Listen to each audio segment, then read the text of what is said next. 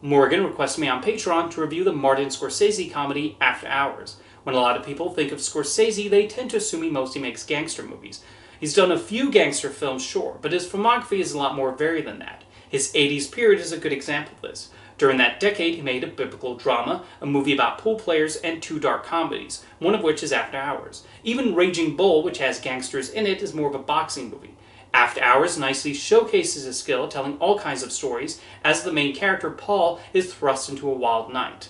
Throughout the runtime, he gets into all sorts of crazy situations, and there is an investment there. Scorsese and screenwriter Joseph Minion do well in building the absurdity of it all with the way he comes across as strange assortment of characters.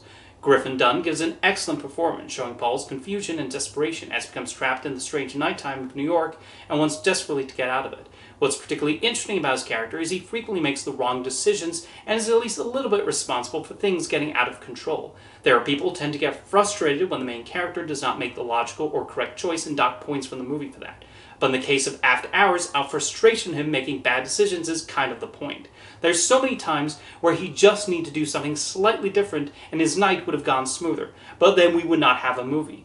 Although there are also times when things happen beyond his control. Each episode in Paul's journey is pivotal in showing how his night spirals, and the various characters he meets along the way have their own intriguing personalities with specific quirks and problems.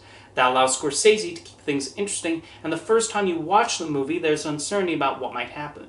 A few scenes are based on things a certain viewer might find relatable, like the sudden change in subway fare or the bouncer making the challenge to get into a nightclub. And then there are times when events get really crazy and outlandish, and these are nicely mixed with the relatable scenes. Of the multiple supporting actors who populate Paul's nighttime journey, I think Terry Garr is the standout as a fed-up waitress. She shares a few humor scenes with him as he tries to navigate her personality. Their scene together in her apartment is an example of how, while some of his frustrations are understandable, he makes mistakes that end up costing him later.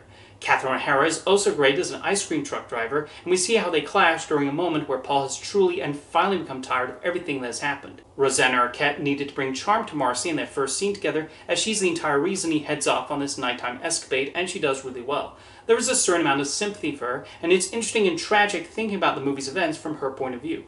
Cheech and Chong have a fun turn, while John Hurd plays the closest thing to a normal, well-adjusted person that Paul meets. The way all these characters and the individual storylines collide is very clever, and the first time you watch the movie, you're sort of piecing things together at the same time as Paul. As he so often does, Scorsese makes great use of the New York City locations for After Hours. There is a certain mystery to what might go on during the early morning hours in the big city, and Michael Ballhaus films those scenes exceptionally well as Paul wanders through this part of the city and encounters the only people willing to be up at that time. There were a number of proposed endings for the movie, with one being especially bizarre, although fitting with the Kafka influence. It was actually Michael Powell, the renowned director of Peeping Tom and Black Narcissus, and a major influence on Scorsese, who suggested the ending that was used, and I think that was the right way to finish the story. Something especially interesting to think about is that Tim Burton was at one point going to direct After Hours as his first feature, and I wonder what he would have brought to the movie. I could see him going even more surreal with some of the sequences, and also putting his own unique spin on depicting the nightlife, possibly going for something more intentionally artificial than Scorsese's approach.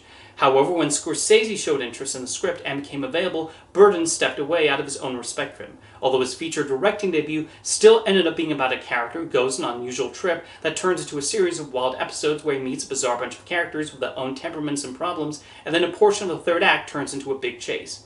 Anyway, After Hours is an inventive comedy and a Scorsese film has deservedly been receiving more attention since its release. If you've seen the movie, let me know your thoughts in the comments, and thanks for the request, Morgan.